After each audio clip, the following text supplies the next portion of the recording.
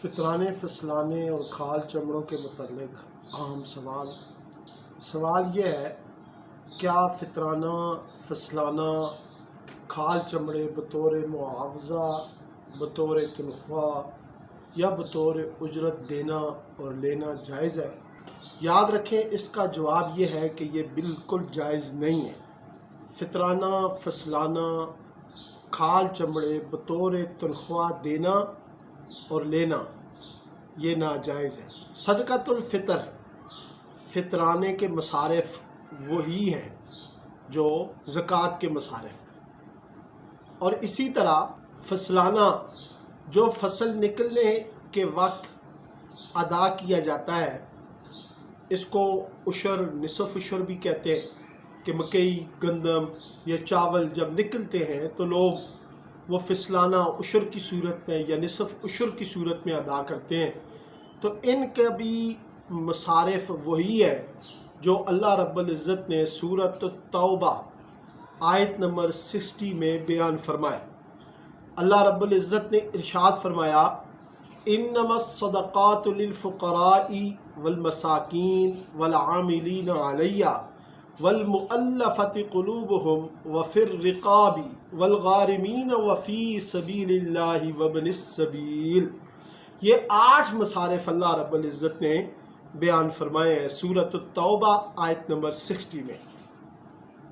اب کھال اور چمڑا کیا بطور معاوضہ دے سکتے ہیں؟ یہ بھی نہیں دے سکتے، یہ بھی تقسیم کر لیں۔ ابن ماجہ شریف اور کتاب الاضاحی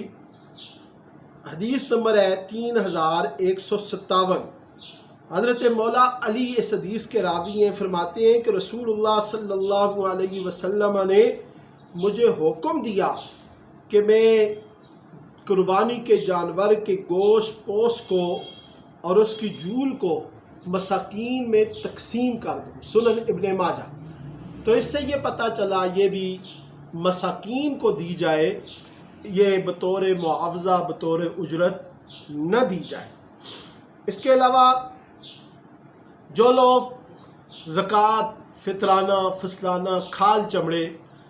جو اللہ نے مصارف منتخب کیے ہیں، مقرر کیے ہیں، ان کے مطابق دیں گے تو ان کا یہ عمل قبول ہوگا۔ مصارف میں دیں گے تو فطرانہ فصلانہ کھال چمڑے ادا ہوں گے، اور اگر اللہ اور اس کے رسول کے حکم کے خلاف میں کہیں دیں گے تو پھر ان کا فطرانہ فصلانہ کھال چمڑے یہ قبول نہیں ہے، وہ ادا نہیں ہے، وہ ان کے ذمے باقی ہیں۔ اس لیے یاد رکھیں، بطور معاوضہ نہیں دے سکتے۔ اگر کوئی شخص بطور معاوضہ، بطور اجرت، بطور تنخواہ دے گا تو یہ اللہ کے حکم کے خلاف، اللہ نے جو مصارف بیان کیے ہیں ان کے خلاف ہے، اس لیے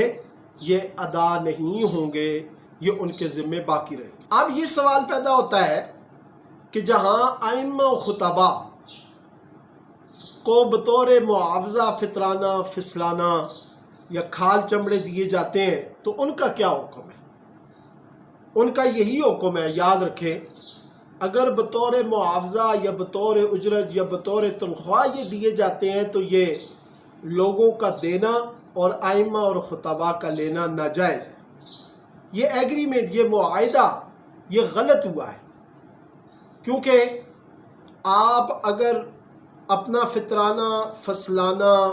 یا کھال چمڑے ان جگہوں کو مقرر کرتے ہیں جو اللہ تعالیٰ نے مقرر نہیں کیے، جو اللہ نے مصارف بیان کیے ہیں، ان کے علاوہ آپ کسی جگہ پہ خرچ کرتے ہیں تو آپ کا دینا بھی ناجائز ہے۔ اور وہ لوگ جو اس کے حقدار نہیں ہیں، وہ اگر لیں گے تو وہ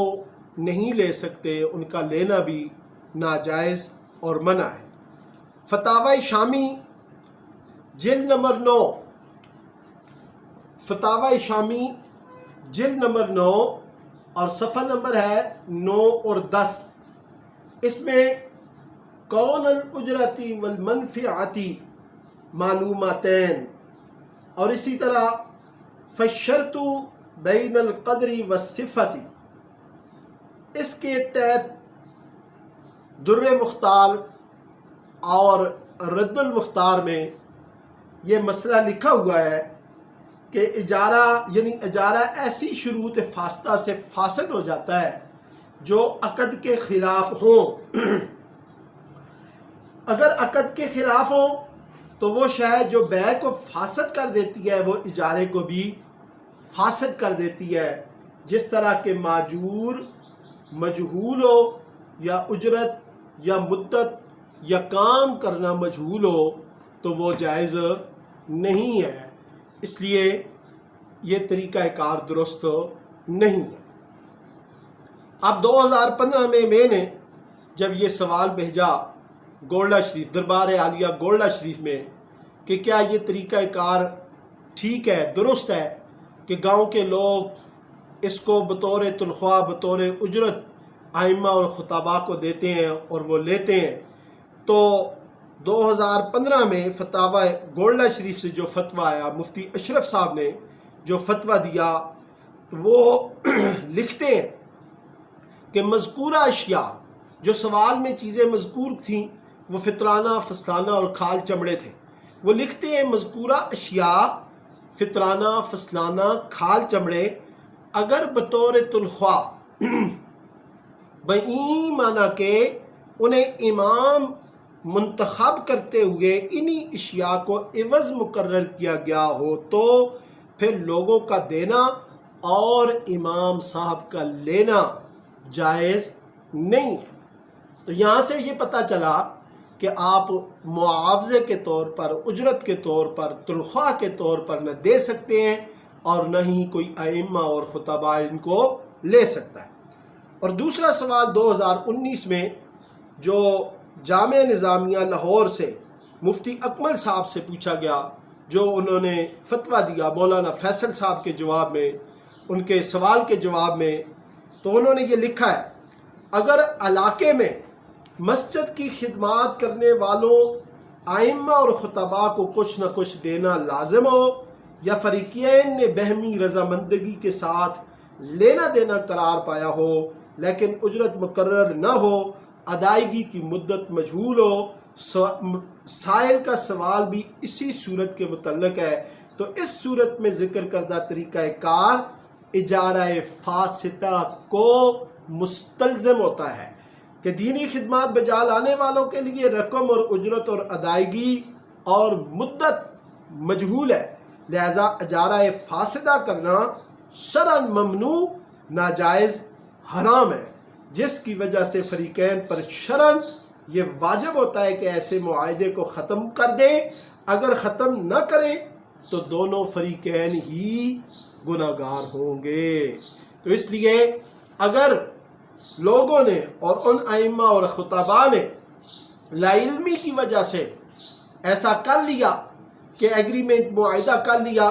کہ میں مسجد کی خدمت کروں گا، اذان اور نماز، اذان دوں گا، نماز پڑھوں گا اور وہاں پہ جنازے پڑھوں گا، دینی خدمات سر انجام دوں گا، آپ نے فطرانے فصلانے کھال چمڑے کی مد میں میری خدمت کرنی ہے، یہ معاہدہ، یہ ایگریمنٹ ائمہ خطباء اور مقتدیوں کے درمیان ہوا تو یہ غلط ہے، اس کو ختم کر دیں، کیونکہ یہ چیزیں فطرانہ فصلانہ کھال چمڑے یہ کسی چیز کا معاوضہ تنخواہ اجرت نہیں بن سکتے۔ اب سوال یہ پیدا ہوتا ہے کہ جن علاقوں میں لوگ ایک عرصے سے ائمہ اور خطباء کو فطرانے فصلانے کھال چمڑے کی مد میں معاونت کر رہے ہیں، تو اب اس معاملے کو کس طرح سلجھایا جائے، کس طرح ٹھیک کیا جائے؟ سب سے پہلی بات تو یہ ہے کہ آپ جو پہلے ائمہ اور خطباء گزرے یا پہلے ان کے مقتدی جو بزرگ گزرے ہیں ان کے متعلق صحیح رائے رکھیں۔ صحیح رائے یہی ہے کہ ان ائمہ اور خطباء نے اللہ کی رضا کے لیے مسجد کی خدمت کی، کوئی معاوضہ، کوئی تنخواہ، کوئی ایسی چیز انہوں نے مقرر نہیں کی، اور ان کے مقتدیوں نے اللہ کی رضا کے لیے ان کے ساتھ بطور ہدیہ تحفہ جس مد میں چاہے وہ فصلانہ تھا، فطرانہ تھا، کھال اور چمڑے تھے، ان کے ساتھ معاونت کی۔ اب صورتحال یہ ہے کہ جب بھی آپ امام اور خطیب کو مقرر کریں، فقیہ اعظم علامہ مفتی نور اللہ نعیمی صاحب نور اللہ مرقدہ نے اپنے مشہور زمانہ فتاوی نوریہ کی 3 جلد میں اس معاملے کو 2 طریقوں سے سلجھایا ہے، اور وہ دونوں طریقے میں آپ کے سامنے پیش کر رہا ہوں۔ ایک تو یہ کہ جب بھی آپ امام اور خطیب کو مقرر کریں تو فطرانہ فسلانہ کھال چمڑوں ان کو بطور معاوضہ، بطور تنخواہ، بطور اجرت ہرگز مقرر نہ کریں۔ یاد رکھیں، اگر ان چیزوں کو آپ بطور معاوضہ مقرر کریں گے تو یہ آپ کا صدقۃ الفطر، فطرانہ فسلانہ کھال چمڑے ادا ہی نہیں ہوں گے۔ یہ لمحہ فکریہ ہے۔ نبی کریم صلی اللہ علیہ وسلم کی حدیث ہے، آپ نے فرمایا کہ بندے کا روزہ زمین اور آسمان کے درمیان اس وقت تک معلق رہتا ہے جب تک وہ صدقۃ الفطر، فطرانہ ادا نہ کر دے۔ تو جو لوگ رمضان کا روزہ رکھتے ہیں، بھوک اور پیاس برداشت کرتے ہیں، راتوں کو جاگتے ہیں، دن کو جو ہے نا وہ روزہ رکھتے ہیں، تو اگر فطرانہ صحیح طریقے سے ادا نہیں ہوا تو اس کا روزہ کیسے قبول ہوگا؟ ان کے روزوں کی کیسے طہارت ہوگی؟ اسی طرح فسلانہ جو کہ فصل نکلنے پر ادا ہوتے ہیں، اگر فسلانہ صحیح طریقے سے نہیں دیں گے تو یہ فصل کی زکوٰۃ نہیں نکلے گی، تو وہ فصل کیسے اس میں برکت پڑے گی، کیسے اسے طہارت نصیب ہوگی؟ اور اتنی مہنگی قربانی آپ خریدتے ہیں اور اتنی اس پر محنت کرتے ہیں، اتنا سرمایہ خرچ کرتے ہیں،